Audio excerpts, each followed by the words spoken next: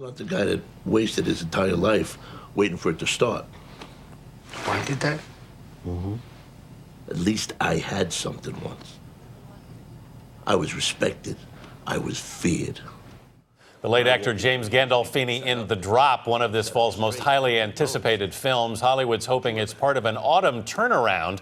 Rentrack, a box office data company, says the film industry had its worst summer in North America since at least 1997, after adjusting for inflation.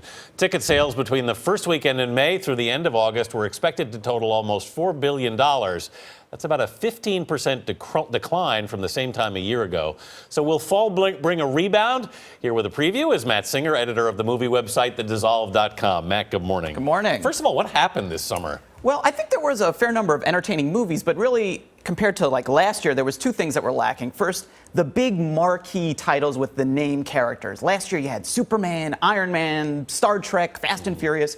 This year had less of those kinds of movies, and also the ones that we did have, like Transformers and Spider-Man, they weren't very good. So that was that was a problem. I don't think you have to whisper it. The other problem was there was kind of a lack of animated movies, which are usually a huge return on investment for the studios. And this year we really only had How to Train Your Dragon 2, and that was about it. There wasn't even a Pixar movie at all this summer. So you add those together, you get a disappointing box office. Talk about The Drop, though, the movie we just saw coming into this. I thought Gandolfini, we had seen the last movie he worked on. Yeah, well, he had two finished films when he passed away. The first one, enough said, came out last fall. So now, 1 year later, this is really his final film, and it's a crime film, so he's kind of back a little bit in that Tony Soprano mold, I guess you could say, and I think that alone makes it an interesting film. The last film he made, recalling that character, I think that's going to be, for a lot of people, that's going to be a big draw to see. I've seen trailers for The Equalizer, which is coming out in September with Denzel Washington. It's comes out of a series that I used to watch back in the 80s on CBS. Yeah, it's based on a show. The guy from the show was like a retired secret agent. Yeah. He was trying to atone for his sins by helping people, and I think this one's pretty faithful because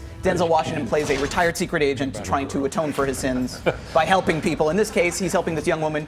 He's equalizing, I guess you could say, this sort of war between this woman and the Russian mafia. In October, Ben Affleck is coming back to the screen. It's called Gone Girl, and this one's based on a novel, right? Based on a huge bestseller, yeah. And for me, the real draw here is David Fincher, the director, really one of our best directors. He made Seven and Panic Room and Zodiac.